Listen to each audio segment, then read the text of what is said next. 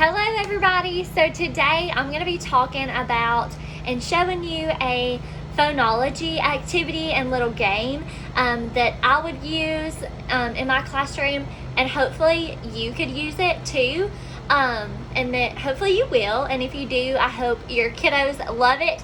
This is just a fun little game, and you can even do this and it's like they're playing a game and they're not even, being assessed. You could use this as a little assessment tool, and it's like they're playing a game. They're not even sitting there being assessed, and like doing a test in their mind. They're just having fun learning and playing with a little game.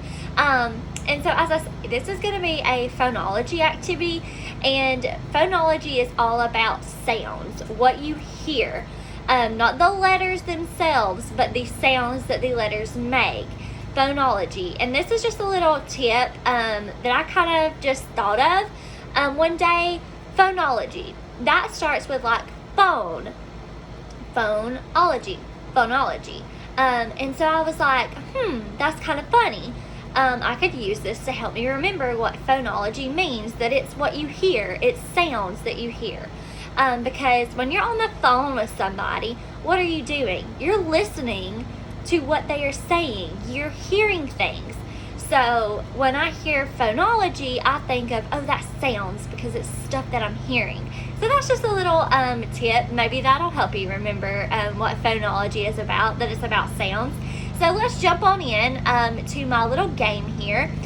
So I have, this is like our little game board, and it has a starting position and then an ending position. And so however many students you was doing this with, they would each get a game piece, and I just got little simple circle game pieces, and so I've chose blue for this one for my color. So each student would get a game piece. You would line them all up on the starting point, and then in my little basket here, students would draw out their game card, and it's going to be a card with one circle, two circles, or three circles that they're going to draw out. And when they draw that out, that's how many spaces they move. Once they move to whatever number they got, they're going to tell you what the picture is and tell you the initial sound in that word.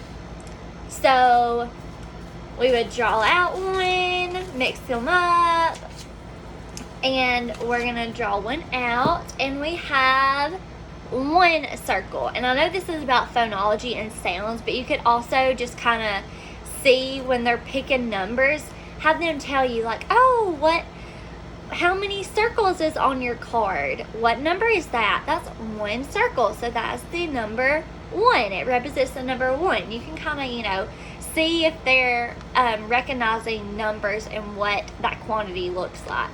So we drew one. So we're on the start point. So we would just move our piece to one. And the student would say what the picture is. So you could ask, tell me what that picture is. Fish. Now, can you tell me the initial sound in fish? Fish.